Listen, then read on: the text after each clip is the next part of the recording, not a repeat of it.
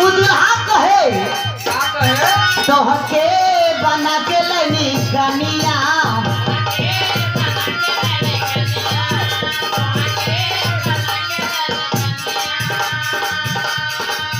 तोहर झेले खातिर परेशानिया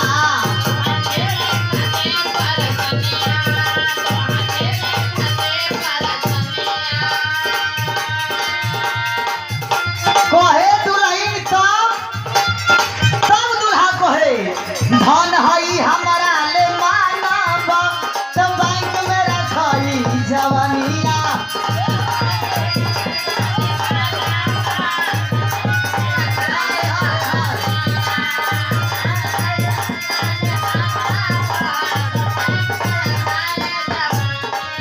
कहा था तुहार ध्यान के और बा मैंने आपका ध्यान किधर है असली हीरो क्या माल है इतना में गुस्सा हो गई कि कैसन प्यार बा मुंह फुला के बैठ गई ए मोबाइल एक बार हंस दीजिए हेलो बहुत बढ़िया ए आप हंसते हैं तो एकदम सलमान खान नजर आते हैं थोड़ा मुस्कुराया कीजिए तब वो हम नहीं आई तब वो नहीं आई चाहे रास्ता बंद रहे चाहे खुलल रहे और झोला मतलब वजन बर्दाश्त नहीं हुई तब कहे तो हके बना के लनी कनिया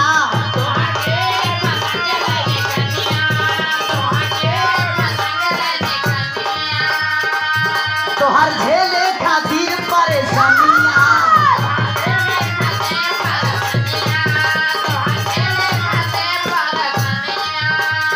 धन हई हमारा ले मानब तो बैंक में रखई जवनिया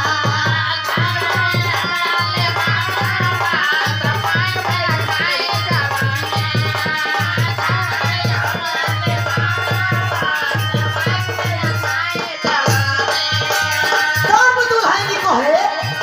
मन में जे तोहरा सवार रही राजा जी पतर कमरिया जिंदगी भर रही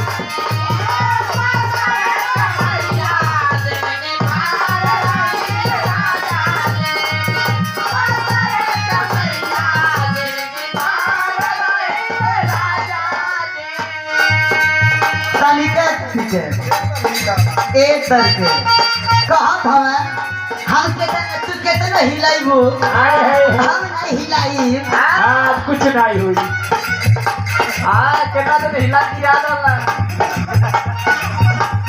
मैकवा इस सही पर्दा में बोलिए बात जौन रहे फरिया के रहे नहीं तो और सोच वाले कहीं दूसरा हिसाब किताब के बात है